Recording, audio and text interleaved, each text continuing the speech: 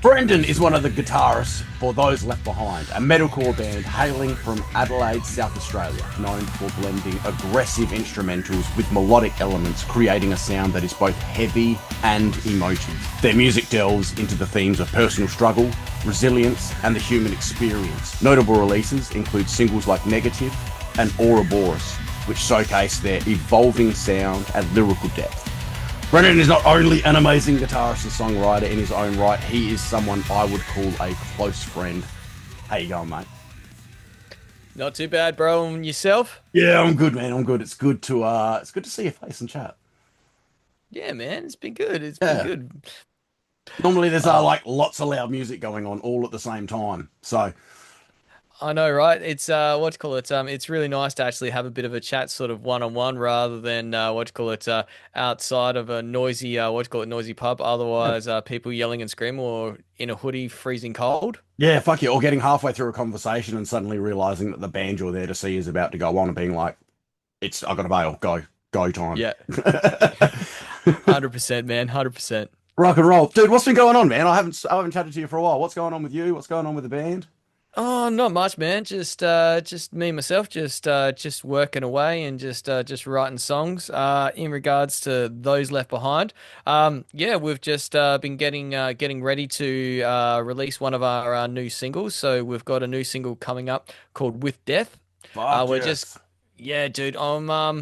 I'm actually pretty stoked on this one. Simply because like obviously not being in the band from the start and like joining the band probably about 2 years ago. It's really coming into that sort of influence of like my sort of take on what those left behind are. And yeah, just just recently we've had one of the guitarists leave, Kai. Yes. And so it's more just coming into, okay, well, this is, my song. I play all the guitars on it. So it's really, really, really, really cool. It's a bit of a milestone for me because I've always been in bands with two guitarists and always been sharing the load. But yeah, going in, Look we at you do go, just have a just birthing your own babies now. well, yeah, essentially, like, yeah, just all those ideas that you have going into it. So just coming through. We do have a new guitarist in the band, Rory, and he's Ooh. bringing, ooh, yeah, Ooh. he's bringing what do you call it? He's bringing a lot of different flavor. Very similar to myself in regards to musical taste and Beautiful. yeah, just in regards to shooting demos and everything back, just it's actually been quite a lot of fun, really. So Yeah. yeah, just just really when you're getting that little extra moment, like myself and Wade have been writing songs for probably almost about 2 decades together. But yeah, just having someone else come into it's just just put a little bit of fire in the belly, just in regards to how cool songwriting is again. Oh yeah, look, it adds a little bit of spiciness in there as well. It's like when you're cooking and someone brings a new spice to the table and suddenly it's like this opens up so many possibilities. Absolutely, man. Absolutely. And like, especially when you're just sitting there and you're like, you'll write something or you'll have an idea and you're just like, is this cool? Like, because having sort of like that sort of imposter syndrome and the self-doubt that comes into it, you're just like, oh, I don't really know. And like, there's so many times where I'll send through like a chorus. I'm like, hey, is this cool or does this suck? Like, you don't really know This too is well. this is a dilemma I know very, very well as someone that does a lot of solo writing. There is so Mm. many songs that I've just shelved where I personally go, I think this sucks. But then, like 6 months later, you'll hear it again, or you'll play it to somebody just on a whim, and you realize maybe it doesn't suck, or if I change this little thing, it doesn't suck. So it's nice to have people to bounce those things off of immediately when you're like right in the throes of it. Absolutely, man. Absolutely. And I think that's probably also one of the things as well with songwriting is, being willing to throw them away. Oh, So, definitely. and I call it, well, it's more of a riff harder podcast that I listen to quite regularly, and they call it songs for the trash. So, I'm gonna sit down today and I know I'm gonna write a song. Yeah, I know it's not gonna be Cowboys from Hell, but I'm willing to like give it a crack and keep moving on and just really practicing the songwriting aspect of Hmm. being a musician and also knowing that okay, well, it's okay for to throw things away rather than if you come, with a band and you've got, 20 ideas and then, 5 or 10 of them get picked up by everyone.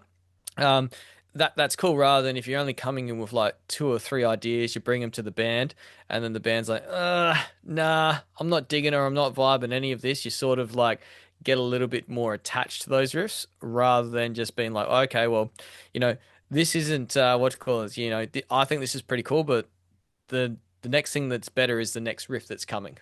100%. Yeah. I couldn't agree more. And like the amount of times you'll often hold on to a bad idea because you're personally attached to it like that. Yeah.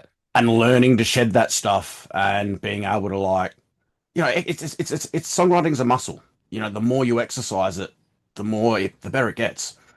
Um, Oh, absolutely. And like I used to be such a when you first start writing songs, you really do lean into like time loss fallacy in regards to, okay, well, I've already put so much time into this song. I have like this even though I've, put all this time into the song, it has to be good. It's like I still remember when I was like I think it was probably in high school, the first time when we were doing like audio engineering sort of and mixing sort of stuff. I still remember an engineer just turning to me and was like, Brendan, you can't make a shit shine no matter how hard you scrub it.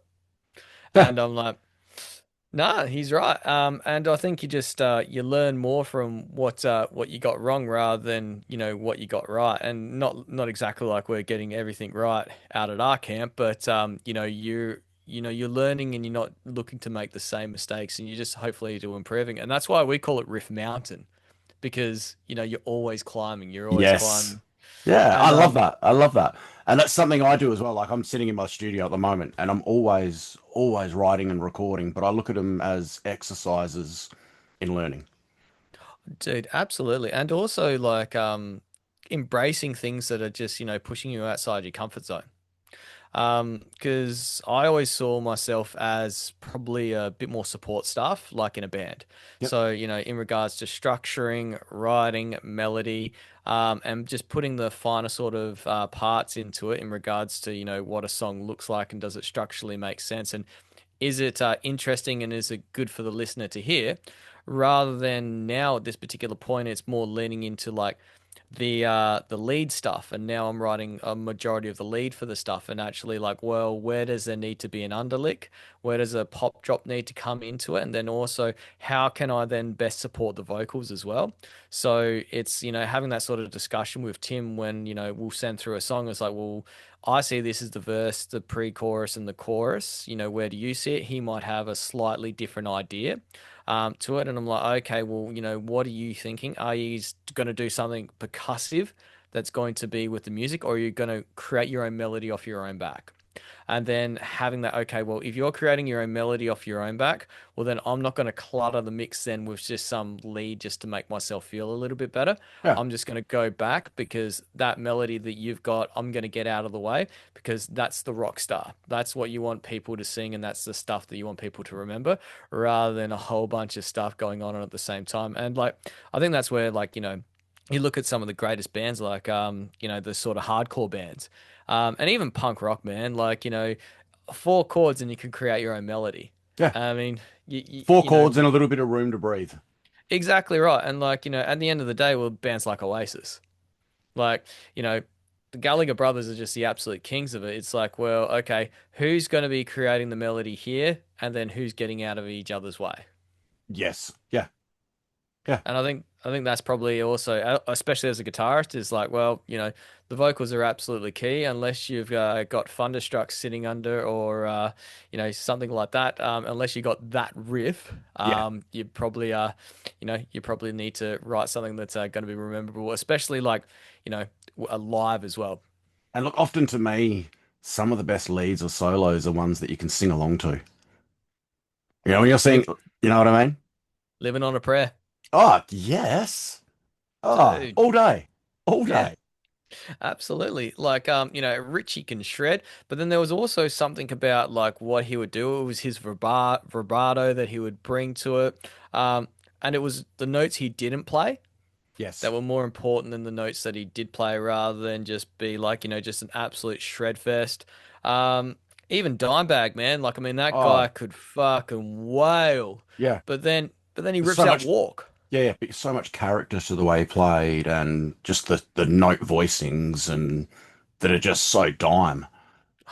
Dude, just the way he like, his right hand, like just the way he would do that, and his left hand, his rubato, like on the strings, and just how he could shake the hell out of it. And those squeals, like no one, like that's just unstoppable. Like Mm, just so much character.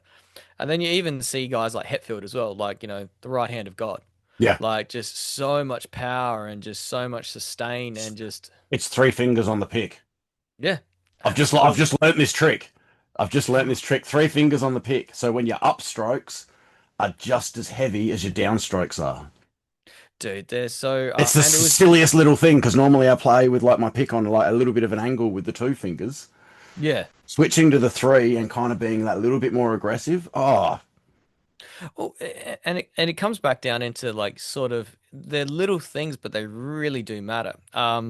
Because with the latest song that we've got, "Cute Date," the lead riff, like originally when I wrote it, it was alternating picking. And then I went back and I'm like, oh man, I really want to get this as all down picking. oh, it's Like so much more aggressive.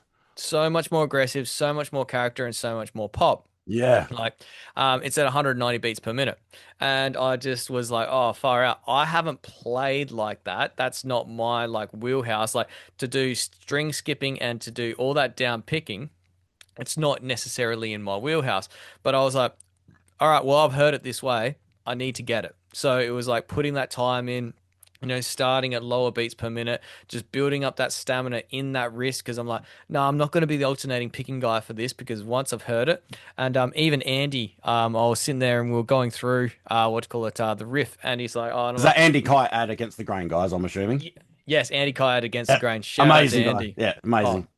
dude, absolute gun. And when we were like sitting there and we're jamming away with him, it was like, well, this is an alternating picking and this is a down picking. He's like, yeah, bro, down picking all the way. And I'm like, Yeah. yes, my Yeah. man, Yeah. yes. 100%.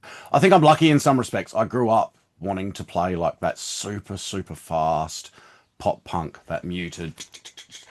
Mm. And so I love doing that sort of stuff. And yeah, I Dude, actually find it harder to do up and down. For me, like just super aggressive in your face, down picking. Oh, dude, yeah, it comes like when you're doing that, especially I'm very much the same. Like come very much from like sort of a pop punky, emo-y sort of thing where it was just very flowy sort of strummy sort of chords, and it was more about playing chords with a little bit more character.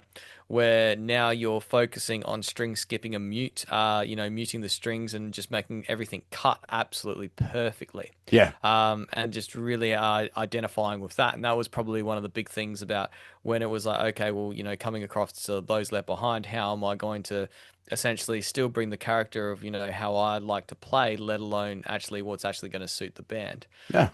and also the genre of music as well. Oh, 100%. Yeah. I mean, you guys kill it though. Like, I just love getting to see you guys play, especially when we get to play together. Yeah, Because yeah, dude. it's just a good time. Yeah, dude, we love playing with your band, man. Like, yeah, it was actually funny because we were actually listening to the mix that Andy sent through, and we're going back and forth, sending him back through our notes, and we're just like, all right, let's flip on Storm the Crown because obviously we recorded it in the with the same person, same Yeah. engineer, and we're just like, fuck, man, they just like that. This EP just sounds so freaking good, Oh, and we're thank you. just like, oh, we're just like, okay, like the guitars are EQ'd so well, they're played perfectly. Adam absolutely crushed it on the drums, and you're just like, man, that is a fucking awesome drum sound. Oh, Andy's drum Um, sound, that acoustic drum sound he gets in that room is just blows me away.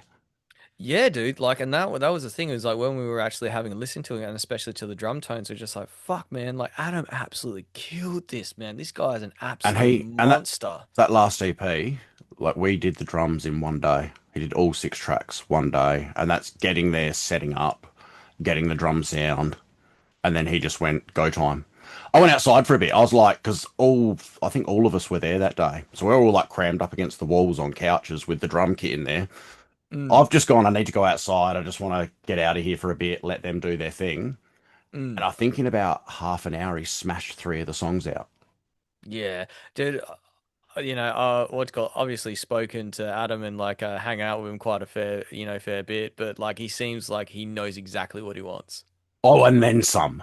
Yeah, Yeah, so and then some. And he will work his ass off leading up to stuff to make sure it is perfect. yeah, sick. Like I've had a couple of really good chats with him just in regards to drummers and all that sort of stuff. Mm, Because what do you call it? I started off on drums and I've always had a bit of a like drums. I think are just absolutely fucking awesome. Like yeah, they're always like the cornerstone that I've always like set. What do you call it? The backbone of the band. I'm yeah. I'm really really lucky in regards to That's your um foundation. well, yeah, and exactly, and I feel really, really lucky in the fact that of what do you call it, Jared from Wendy Icon was probably one of the first drummers that I had in a real band. Then Moose as well, like he was an absolute freaking monster. Him and me like clicked it in regards to like we both love Morgan Rose from Seven Dust so much. We love Joey Jordison, so we all Travis Barker as well. Just absolutely Amazing. just dialed in on those. And yeah, even with Glenn, he's just an absolute monster as well. So like I actually what do you call it? Remember Glenn from back in the day where he used to play drums in a band with Fabian from Anola's Secret called Choose to Ignore when we were all like 16, 17. And I Wow. still remember being in high school and Choose to Ignore were playing and he was playing with what was BJ's band? Um Three Closed Eyes. Yeah. Yeah, Yeah. three closed eyes, and their drummer just absolutely was just shredding, and then like Glenn got up there and he's like playing like some Day of Contempt riffs and everything like that on the drums and just absolutely shredding. We're just like, oh damn, that guy is good. So yeah, I remember Glenn from back then, and then I still remember Tim was like, oh, do you remember Glenn? And I'm like, yeah, yeah. He's like, dude, he's playing drums in those Left Behind. I'm like, no way. I'm like, that's cool. And I was like, Fabian, I'm like, hey man, like jamming with Glenn today, and Fabian even was like, "Dude, that guy's the best drummer I've ever played with." Oh, dude, I can't. I feel that way about Adam. He is just so locked in, and he's got a vision. Like he knows what he, yeah, like you said, he knows what he wants about stuff. I think a lot of that as well. He's being a tattooist. Mm. He's used to very permanent things and like having to lock things in place. Yeah, dude.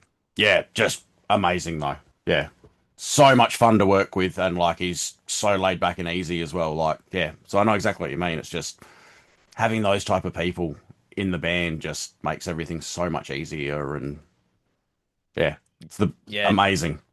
yeah, dude. Nice. I still remember it was at I'm Not a Burden, where you guys played, and it was Run. And then there's that one roll in there that he just absolutely nailed like a monster.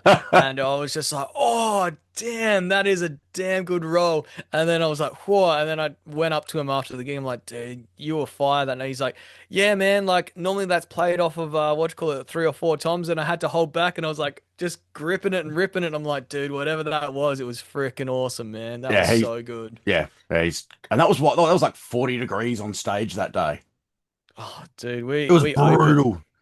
we opened up when we were indoors, and then we saw everyone just like sweating bullets outside, and we're like, "Whoa, I think we might have lucked in on that one." Oh, and then some. And your guys' set was amazing. I mean, I got to jump up and have some fun with you guys as well, which is always fun. But yeah, it was nice and cool in there. Um, yeah, we Yeah. copped about I think it was about 4:35, I think we went on. And so like Whoa, we copped like the stage that had had the sun all day. that would have been. And you were outdoors, weren't? Yeah, you were Yeah. outdoors, weren't you? Yeah. And they didn't get that canopy up, did they? No. Nasty. No, it was brutal. It was brutal. Yeah. But yeah, Uh, we had fun. It was a really good set. It yeah, dude, that was a sick festival, man. was That a was really absolutely awesome day. awesome day. Yeah. Yeah, dude, that was Yeah. so good, so good. Yeah. They're really, really good. All right. Do you want to try some quick fire questions? Sure, man, So shoot. I do some of these with everybody. These are kind of like first thing off the top of your head type situation. You can extrapolate on them. You can, we can talk about it as well. It doesn't have to be like just keep going. But all right, what is your favorite band? Oh man, Silverchair. Oh, I like that. I like that a lot. That is definitely a band that is up there for me. Early Silverchair, later Silverchair. Um, Frog Stomp Neon Ballroom. Nice, nice. I had the privilege of seeing Silverchair the day it's tomorrow. Yes, tomorrow. I had a mental blank then. My brain farted. The day tomorrow went number one in Victor Harbor. at the Crown. I was 14. It was awesome. Damn. Um, How old was Daniel at that time? He would have probably been about the 14. same age. Yeah, we're, Yeah. we're the same age. Far And out. then in 2000, I lived in Newcastle. And so you'd see the guys around every now and then. And, I think it was Ben worked at the music store in the main street. I had a friend that worked there, so I'd poke my head in there all the time and sort Dude, of be like, "Let's do it for Silverchair." dude, that's insane. Daniel Johns was where I learned how to play guitar. That's Like, awesome. it was literally like, remember in Adelaide, in the late 90s, early 2000s for Random Music? Yeah.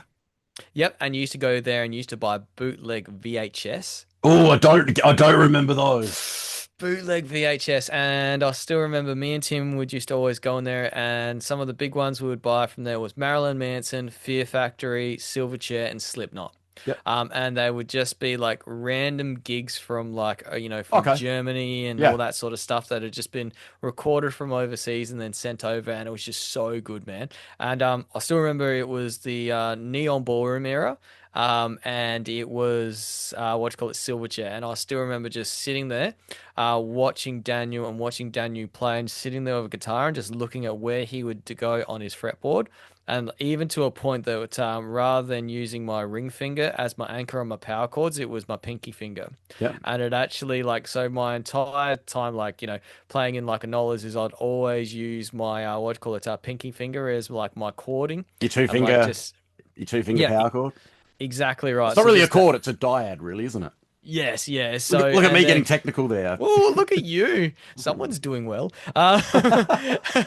And then what do you call it? It was actually funny when I was actually started like playing a lot more faster and a lot more heavier sort of stuff. I'm like, oh shit, I actually need to put this in here because this song's actually going to go up and actually got I to play can't my just fifths and slide. my seventh. Yeah, exactly. And I'm like, I had to actually like sit there and actually retrain when I was like playing chords to actually use my ring finger rather than my pinky. So couldn't get See, away with it. I grew up in the Nirvana era, and that's what made me want to play guitar. But I did the same thing watching like Nirvana bootlegs and anything we could get when I was a kid, and like pausing and stuff. You'd sit there with the video going and like stop, pause.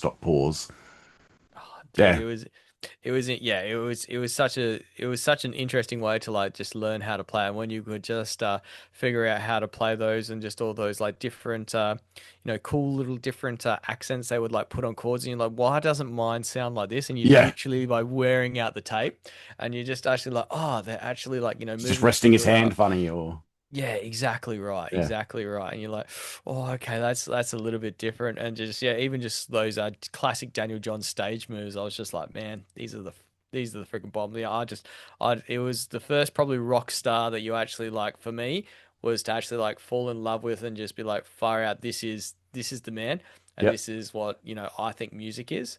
And I think probably for that as well is that progression from freak show to ballroom was where he big started getting difference in songwriting. piano. Oh, exactly right. And then it was just like piano and keys and symphony and all that sort of stuff. I'm like, maybe there's a little bit more to music than four chords. Mm, And then just yeah, just taking that all like on board and everything like that. And I still remember the digipack that came out with Neon Ballroom, and it was like the making of, where you'd put it into your computer and you would watch like the making of. What was it? What was the other really good one? There was another good one. I think it was a Follow the Leader, with Corn, yes, yes, and they yes, had Monkey and Head jamming with Steve Vai. yeah. And I'm like, man, I can't find this stuff. Oh, I probably need to look a little bit better. But I remember like sitting there and watching all that sort of stuff and just seeing those riffs that those guys are actually just like smashing out. I'm like, fuck, this is awesome. That is awesome. Corn, another band that I grew up. That's funny you Oh, said that because I remember getting that disc for a birthday, and watching the. It was an extra disc in it that was like a DVD, or did you think? Yeah, I think you had to put it into the computer to watch it. yeah, Yeah, dude. awesome. Dude, those days of like all those special little digipacks and all that sort of stuff, and like yeah, just putting those extra discs and like the making ofs were actually on a what you call it CD that you'd have to buy the album with. It's just yeah, Yeah, just was so good, yeah. We should bring it back. dude. Yeah, dude, I think Little so, little QR code at the end of a video that if you scan on your phone, it takes you to an unlisted video with, you know, and then dude. that's got a secret code into it that if you go to a website and you put that code in, you get even more stuff. Dude, I think you've just what's it called? You've just made a cheat code right there. Just unlock some Because secret sauce. Yeah, dude. And like, isn't Well, that the thing? Like, people love isn't having that? fun like that. Well, dude, exactly right. Like the mystery, like, have you heard? Have you seen? Or like exactly what we just talked about just Yeah, then. Like, how many people had the opportunity to watch that little snippet of that little video? What do you call it? That store Steve-eyed monkey and head just jamming away. Like, and it's so memorable. yeah. Like, it was just like, And wow, that's the stuff that's that like, sticks with you, especially. And I think if you like, because I mean, the internet age is so different. But if you had to like use a password to get into something that you had to find, and it'd mean so much more. Like you would remember that stuff. isn't that like the biggest thing? Isn't that what almost attracted you to like heavy music in the first place? Like the fact that it was like it wasn't mainstream. It wasn't what do you call it? It was something secret, and like there was almost like you knew that everyone else who was around you had seen it. Are like Uber fans, and like you can have a bit more of a chat, and they sort of care about it just that little bit different Yeah. rather than. And look, See, I'm that was hip hop for me. I got introduced to hip hop quite, well, I don't want to say quite young, but when I was like 11 maybe, and got obsessed. But then by about 13, I was full punk rock kid. dude. I think I came into hip hop really, really late. And the person who really set me on fire into that was Eminem, and it was an article in Rolling Stone Yep. where he was like talking about rapping behind the beat and on the beat, and then rapping to pitch as well. And I'm like, because I always knew his stuff sounded so good, and I always knew it sounded so different, and there was just something about it that had so much character, and I didn't know what it was. And then when he was like talking about like, oh, just rapping onto the beat, sitting in the E and the and and the does, and then sitting behind in the verses, and then coming back on, being slight when he was a bit angry, when he was trying to put a bit of angst, he would be ahead of the beat. Then he would like go back when he wanted to, what do you call it, slay, what do you call it, sling some mud. Yep. And then I still remember reading that article, and I'm just like, okay, Eminem, yep, cool. Oh, look, I like his stuff. I'll give it a read because he seems like a pretty smart guy. Like I think he's probably one of the world's best lyricists. And I was like, Yeah. why, yo, dude, arguably, like the stuff that he puts together and just his master of the English language is just absolutely phenomenal. And then actually seeing like, oh, damn, you're a real musician. Like, Yeah. and then it was like it from there, it actually made me rethink about what vocals and what vocals need to do and how you can actually do it. Because I always knew that drums did it. And I always knew that, and a big one for me was Morgan Rose. Yep. Was, Seven Dust, that sitting there behind the beat, and then he would come back onto the beat with his snares coming behind, and then it was that sort of groove metal genre. And then when him, what you call it, would come bang on in the choruses, and then he'd come back onto the beat, it would then accelerate it with punk drumming as well, just sitting slightly in front of the beat to create a little bit of angst. It Yep. was like, okay, that's cool. And then sliding back on your rolls and then pushing back up. And then you saw like, Black Flag would actually like emulate that as well. And then they would sit back and then they would come forth and then they would create so much dynamic in something that could be at very high risk of being very stagnant. And I mean, that's like where I was all like, that early hardcore was like that as well. Um, exactly. you And know. like hardcore is probably that whole thing doubling back in regards to what you call it, vocalist making movement. So rather than a vocalist, so you can have just like a basic four note, and then you could have like the vocalist doing like triads or doing something a little bit different to actually then create their own melody off of their own back. Because it's probably one of the big things critically, like when I listen to our music, is like when do I get bored? Like, so listen to it. I'm like, when does this stagnate? Yeah, If I'm losing interest, when do I think yeah, I'm going to skip this? yeah, exactly right, Yeah. exactly. It's interesting the things that we actually do because, like, at the moment, our song, what do you call it, with Death, we've got an intro, and then we're just like, you know. How do we want this intro to sound? Like, it's a really nice, like, it's a, sort of ambient. I did a finger picking multiple guitar layers on it, and I think it sounds really, really good. Tim did a really, really good job of the vocals on it. However, if this is on a playlist and it's the first time that you're actually hearing it, is it a skip? So, like, do we want it to come in Grabbing people with those slamming? first few seconds. Exactly right. And it's like, okay, well, this is on an EP, and if it's on an album and it's meant to be that way, well, then, yep, you can sort of get away with that. And that's the awesome thing about doing EPs and albums. Hmm. But when you're just doing it as a single, it's like, nah, man, like, if you, unfortunately, it's like, if you're just doing things purely for a single and you're doing it for release, man, you have to catch that person within that first 5 to 9 seconds, and it needs to be slamming. Yeah, I could not agree more. Yeah, it's all about that first impression. And these days, those first impressions last a couple of seconds. Yeah. Oh, dude, and I think it's swinging back the other way because more people are going back to doing EPs and albums. With And I it, yeah, and dude, it's awesome because I mean, probably the big player who came at doing that was like Slipknot.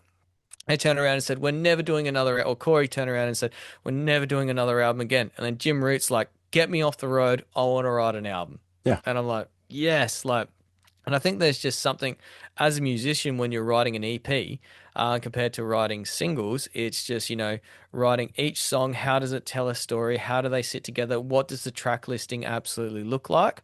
And that's that. Just something about that process for a songwriter is so absolutely, appealing. Well, it's still how Then, I do my solo stuff. Everything I'm writing at the moment is grouped into, minimum three songs for a sort of category or a style. Now I yeah, change dude. my mind with stuff so often that I've got heaps of these. Yeah. And also as well is like thinking when what do you call it, me and Tim were having a discussion about writing an album that's going to be on a vinyl.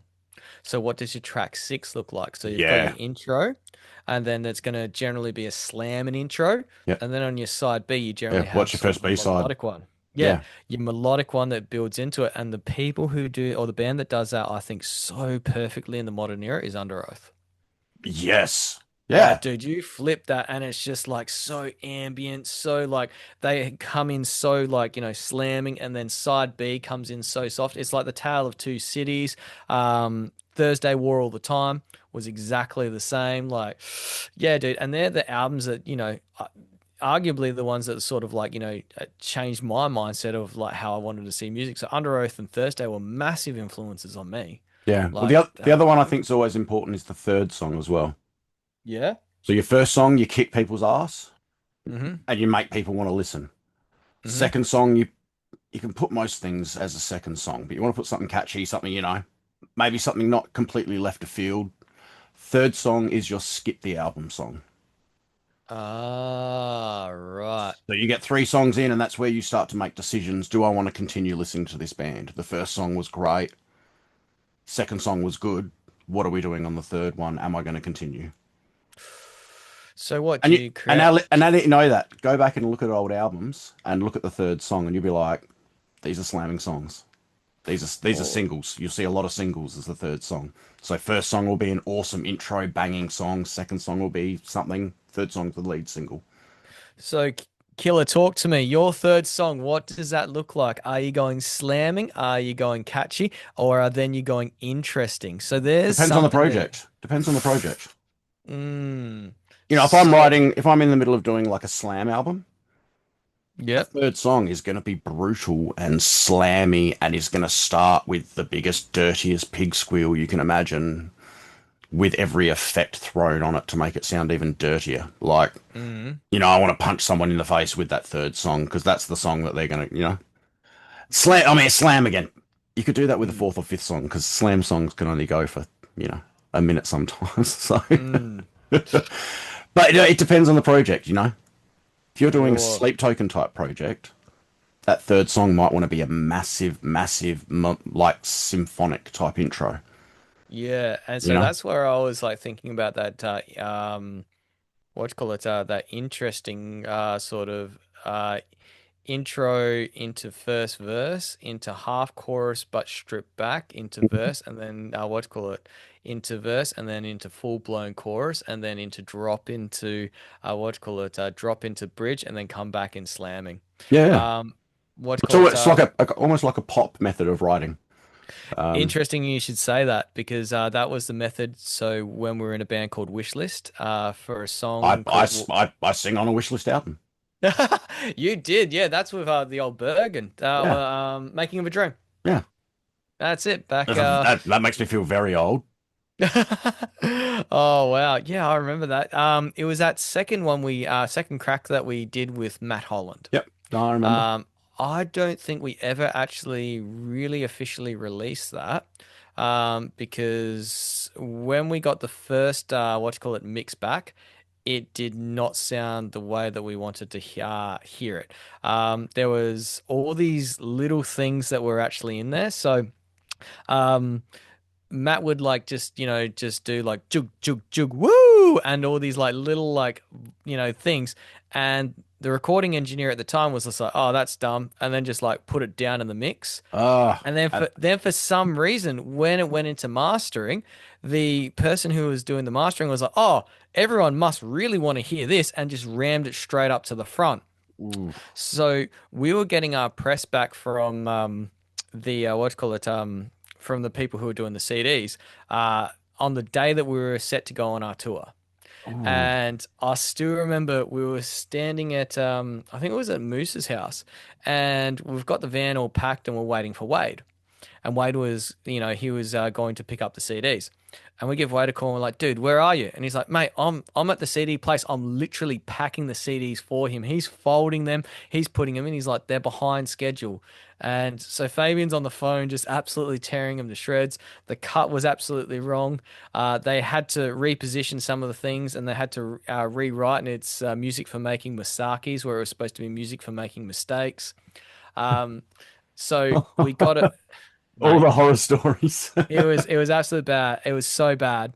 And then we like put the CD in there. It was the first time actually like proof listening the actual master, and actually from mastering on the road, and we're just like, what the hell is this? Oh And I no. still I still remember, because there was a certain way that the engineer wanted to record the guitars.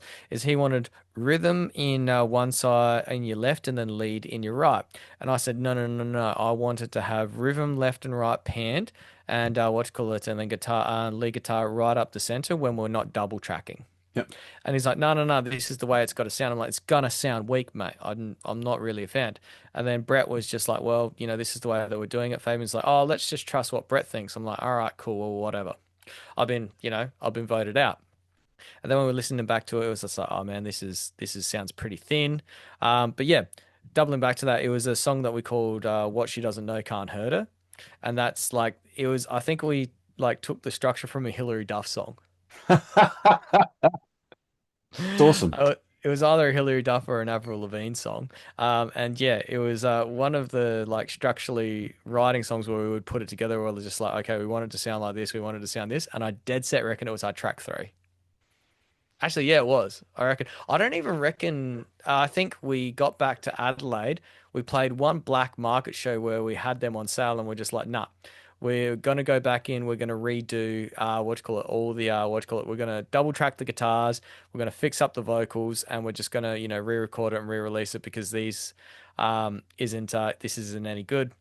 And by that time, we were already pretty sick of the type of music that we're writing, and that's when we were like, well, we've got this entire set now of something that's heavier, that's not wish list, and that's when Anola's Secret sort of happened. Nice. Yeah. Nice. Now that's possibly the biggest tangent Yeah. that I guess have ever gone on, so I'm quite happy about that. Um, favorite band turned into a whole lot of stuff, which is awesome. Yeah. Thank you, Silverchair. Yeah, yeah. Hey, Ah, all right, let's go with the next one.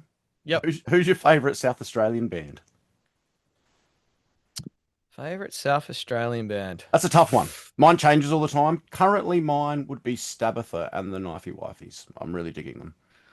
Is it bad to say Storm the Crown? Hey, you can if you like. Dude, what can I say, man? Like, there's just so much I like about your band. Ah, cheers, brother. Like, I appreciate it, man. um, yeah, dude. Like, there's just yeah. I'm a super fanboy of what you guys do. Obviously, I rate your drummer. I think he's great. Your guitarists are absolutely shredders. Like, your bass players, absolutely bringing the thunder, dude. You're an absolute monster up there. Oh, Um, it just brings in all the aspects of what I really really like to see. What do you thank call you. it? What in a band. So yeah, man. Making me blush. Yeah. That's why Yeah. that's why I got these green lights on me. Ah, nice, nice. No, I appreciate it. We have a lot of fun, and we just do what we love. Yeah. Nah, Awesome, man. Yeah, I love you. I love your guys' stuff. Who else? Yeah, just I just love what you guys absolutely bring to it. Yeah. All right, who would be your favorite non-metal band? Now you can go back to Silverchair if you want. I would consider them a non-metal band. All right, yeah, no, they're absolutely a non-metal band. Favorite non-metal band. Um, It's a tough one for musicians to answer these sort of questions as well. yeah, it's who's my favorite non-metal band? I'm So just trying to think. again, mine is going to change daily today. I want a bit of a Bjork thing. Oh yeah. Oh, okay, we'll go back to Eminem. Hey, perfect. Like, Oh. yeah, They've got my and I'm like, oh, I kind of want to listen to some Run the Jewels or some hip hop or something once we're done with this. oh yeah. What's the favorite gig you've ever played? Doesn't have to be with current band, could be any band you've been in, but favorite gig you've ever played for any reason whatsoever. Taste of Chaos with Vanolas. That was with we played just after Devil Wears Prada, and it was with the Used. That's yeah, awesome show. Yeah, I dude. I got given a ticket to that show, and like the day after the show, realized that it was the day after the show. Oh, I dude. was just like, no. Yeah, D ADHD, Space oh, Cadet. dude. I remember we got onto that. We got on that to the show by there was a few different like sort of competitions that you could actually get onto that show. And yeah, we were lucky enough to get onto the show from an Oni Ball submission. So the string company. Ah, It was like, submit your thing and you can be on there. And yeah, Oni Ball, what do you call it, submitted, what do you call it, and said, yep, you guys have the slot, which was that is absolutely awesome. awesome. Drummer from the Used was side stage watching us. Even better. Like just being like, fuck man, and like, walks up to Moose and he's just like, fuck man, like that was a great set, And that man. would have Like been you what was his absolutely name? destroyed. Brandon Stotts. I can't think of it. No, it was just after that. It was Oh, just okay. after, what you call it, just after that. And like another one of my all-time favorite bands is the Used, and Burt McCracken is just an absolute monster. Australian citizen Um, now, apparently. is he? Yeah, he Yeah, right, right. married a girl, married an Australian girl. I believe he was living like Byron, maybe. No, not Byron. I I remember don't know. hearing he was like regularly in Sydney. Yeah. Yeah, yeah, but I believe from what I heard, he wanted to be able to vote and became a citizen. Had been living here long enough and Yeah, married the right. Australian. So Well, happy to have him. I could be completely wrong, but Happy as to have far as him. I'm aware, yeah. Nah, well, yeah, well, oh, dude, how good's that going to be? They're playing 3 nights. Oh, I wish I was going. I'm going all 3 nights. I'm I leaning would be into it. too. I would be too. I'm Yeah. leaning into it, mate. Leaning into it. But I'll see yeah, if I can get a press pass for it. be rude if you didn't. Yeah, It'll be a good time. yeah, It'll be a good yeah. time. Might hit them up. Hey, favorite gig that you've ever attended? You know what? I've actually like probably over actually the last 12 months have probably been some of my all-time favorite gigs that I've ever actually been to. There's can I do five? Yeah, please do. Okay, I so love because this. I can't split it. This is Yeah. the issue. Slipknot, Yep. that was absolutely phenomenal. Falling in Reverse. Now, Awesome. I went to Falling in Reverse not being a fan. I didn't even know any of the songs.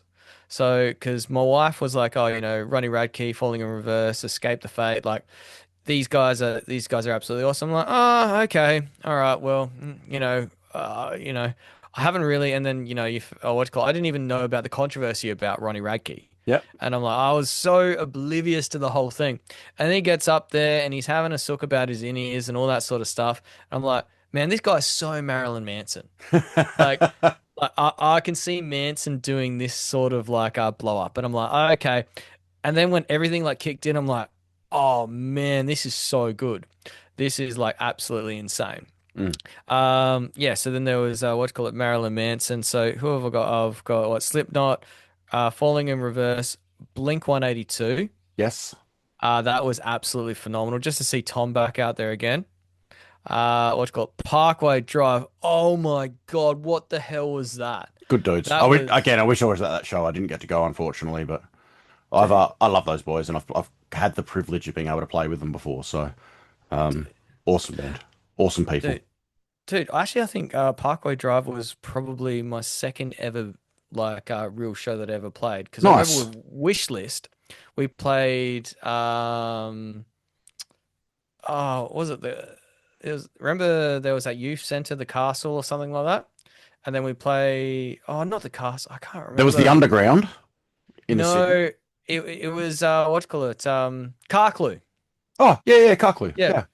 Carclute, they used to put on a festival every year, and they gave us our first ever like wish list, their first like real venue in town at what's call it before Lion Art Yeah. Fowlers. Palace, yeah.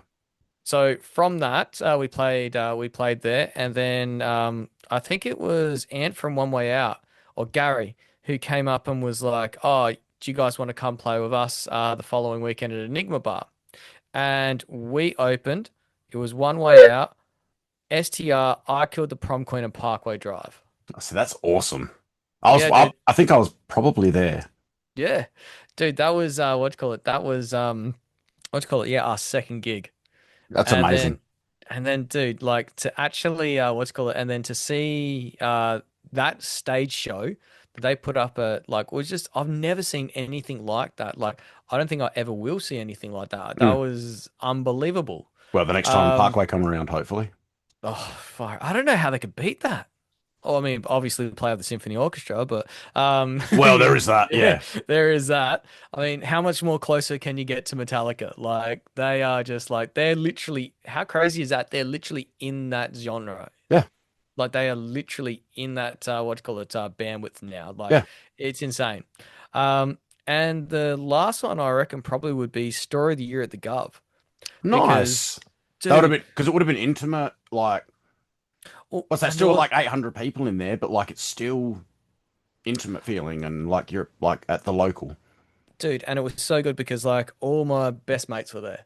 And Even then there were better. all the guys, all my mates from like Bridge Arcadia and all the Gawler crew were all there. And everyone from back in the day was all there. And we were all just singing our like lungs out just to the songs that just meant so much to us when we were just like growing up. And like that, it would just, it fills your heart with joy. And I was Yeah. just like, man, this is what music is, man. This is what you call it. This is what's awesome. And I was actually quite worried because it was probably about a month or so ago, I saw Amber Lynn there. I love Anne Boleyn. Like they're just absolutely phenomenal, but god damn, they got a terrible mix. And it Uh, was just so washy and I was just like I really hope Story of the Year don't get that mix, like because that actually ruined the show. But no, dude, it was crystal clear. It so was that's just amazing. Yes. so good. Like, yeah, that's and like literally I'm like fire out. I can't remember any other shows being that good. Yeah. All right. What was the band that put you on to heavy music? Slipknot. Fuck yeah. It's Machine Head for Slipknot. me. Yeah, oh, yes, Well, Robbie I mean, Glenn, my boy. there was stuff before that that like I was like, holy shit. But like that was the first band that I was like, okay, this is sick, and what else is sounds like this? Dude, yeah. So mine was definitely Slipknot and then into Fear Factory. Yeah, And it awesome. was probably the Family Values tour. Oh, dude, that video. So That good. is a VCR that I wore out and rebought and wore out. Oh, dude, that was so good. Orgy. Far Yes, out. So yes. good. Oh, Blue in my head, Monday. it's already playing in my head. Oh, so Dude, good. How far out. did I Does it feel? Yeah. feel? Oh, it's amazing. All right, then. So, what was your introduction to music? Like, what was the first band artist that you were like, okay, I dig this music thing? Bon Jovi. Oh, see, that's awesome. I love that. So I am a massive Bon Jovi Slippery When Wet album, that was the one. one of my all-time favorites. That was the one. So, one of my best mate, Adam Cameron, he played in Bridge Arcadia and also, what was the name? 919. What was the Yep. name of them when they changed later on? Anyway, I've known him since year two. So grew up in Kapunda and his what do you call it? After school, we would go to his parents' house until my parents got home. And Mrs. Cameron, who's an absolute angel, what you call it, was the first one to put Slippery When Wet on so freaking loud in the house. That's awesome. And yeah, I just remember just listening to it and I'm like, what is this music? Like, this is insane. And at that particular point, I was just like, far out, this is absolutely insane. I absolutely love it. The first CD I bought with my own money, I think was These Days. And I was just like, Heck man, yeah. this is, what I love about it. You know, at the end of the day, Jovi just riding Harleys, looking all badass and everything. What you call it, Sam Bora, dating Heather Locklear, like, Yeah. rock stars, They man. were they Like, were they were Motley Crue for little kids. exactly right. Motley Crue light. Yeah. Yeah. Yeah. No, that's awesome though. That's an awesome introduction to music and like a yeah. Well, I feel it. I feel it. yeah, dude. And I think that would probably like set the tone as like about entertainment. Yeah. You have to be Oh entertained. yeah. Yeah. Yeah. Yeah, dude. Now this is a slightly oddball question. Not everybody can answer this one. Hmm. So how nerdy is your core? If you were a Dungeons and Dragons character, what class would you be? Like I Um, said, some people know nothing about Dungeons and Dragons and cannot answer this question, and that's okay. and I'll fall into that category. Hey, rock and roll, rock and roll. I'm a wizard. I'm always a wizard. People that know me know I'm the wizard. Oh, dude, if what do you call it? I would probably be. I mean, I know it's not Dungeons and Dragons, and I'd probably really offend everyone, but I definitely would be a hobbit. That's cool. Be a little halfling. Yep, Harlan. Yeah, I like it. I like it. All right, gear. So Oh, all guitarists love talking gear. yes. So, what are you currently using? And what would your dream setup be? Oh, all right. Here we go. Oh All no, right. this yeah. So, currently on oh, actually, he's just sitting right here. Hello. My what you call MH471, 417, sorry, with my Fishman Fluence. Oh, I'll bring it back in there. My Fishman Fluence, That is sexy. nice little pop. Yeah. So, the pickups that I've gone through with this, when I originally bought this, I bought it off of Marketplace. They had Seymour Duncan, Mick Thompson blackouts in there. It sounded great. It was really, really good. However, it just sounded so much like Slipknot. Yep. So everything sounded like what you call it? Everything just sounded way too like that. And it's just like, man, this gets that particular tone, and it gets that particular tone well. However, you know, it just resonates into that. So I went and put the EMG 8185s into it. Do you do this stuff yourself as well? No, no, no. I use what do you call it? Sound Garage, Yep. and then they set it all up for me. Because, dude, I can't. What do you call it? I can't do. I've tried, and then I I stuff can't it do this up, and stuff then I either. take it. Yeah, and then I Alex, just our set it away. guitarist. Yeah, Alex, our guitarist though, wizard. Dude, I've seen He all makes his own. his. He makes his own pedals. I know, dude. I've seen all like what do you call all his stuff online. I'm just like, dude, that's just insane. Just doing replica fuzzers, Most of replica the like, pedals that both of our guys use, he's made. dude, that's insane. I wish I was that smart. Blows me Uh, away. yeah. And then what do you call it? So then after that, everyone was using Fishmans.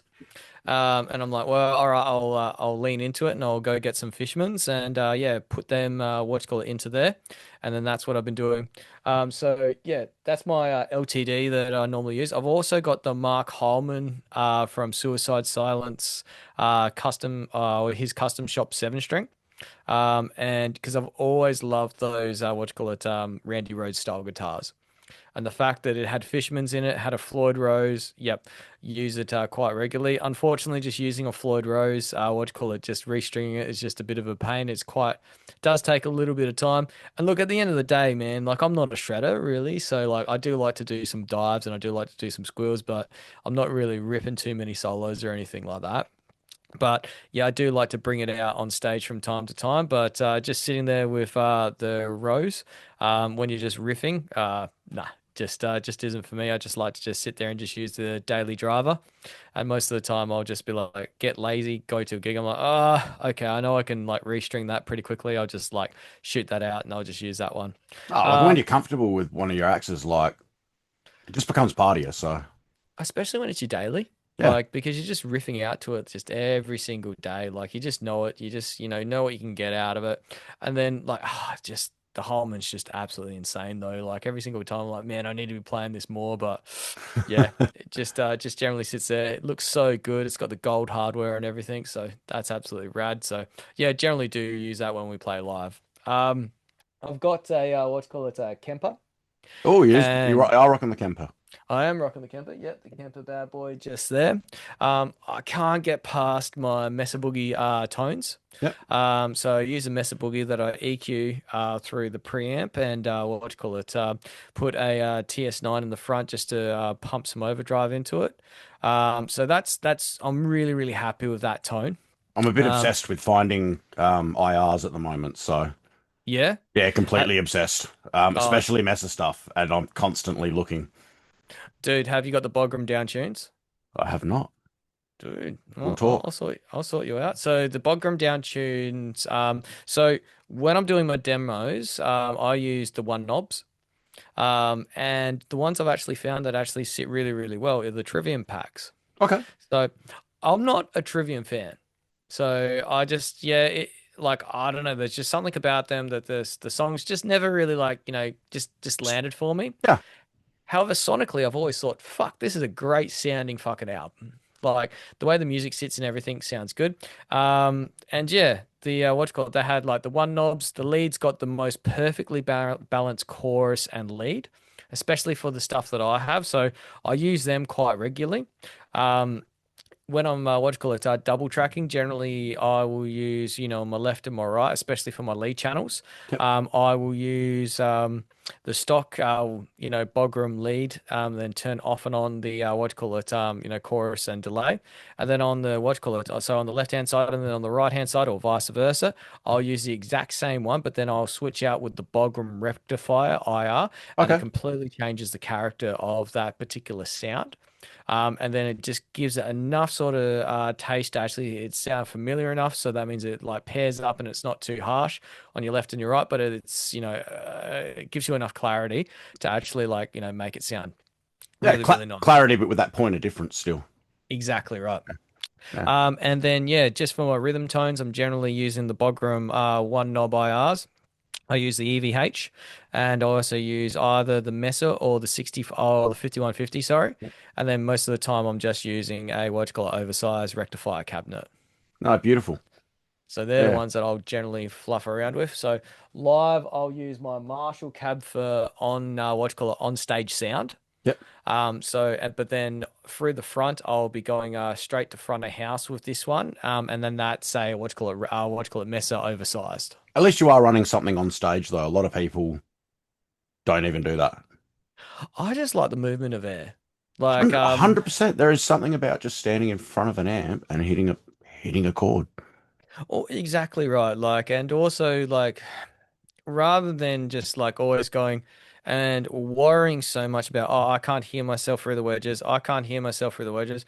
Man, I've played that many gigs. I know I'm not going to hear myself through the wedges. So I'm just like, well, look, at the end of the day, there's a snare, there's the kick. That's all I need to what do you call it to know where I'm at in space and time. Yep. That's all I need to go. I've tried using in-ears in the past. Just I guess like just that extra bit of time just to like dial them all in. It would be great if we could do it, but just you're always stressed for time.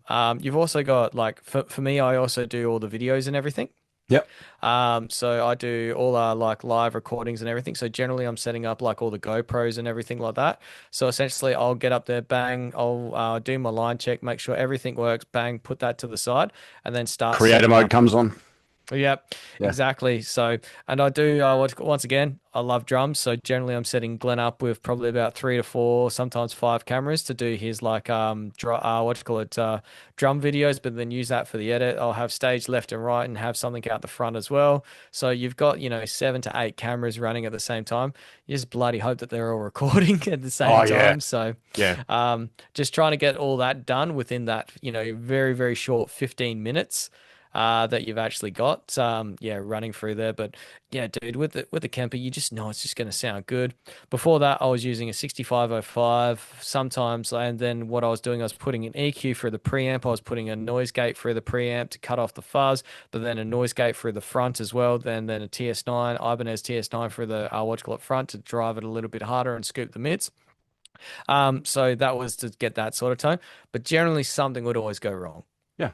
Like, but that you just getting analoged. Yeah. Yeah. Yeah. So, Yeah. but yeah, I've still got my 6505.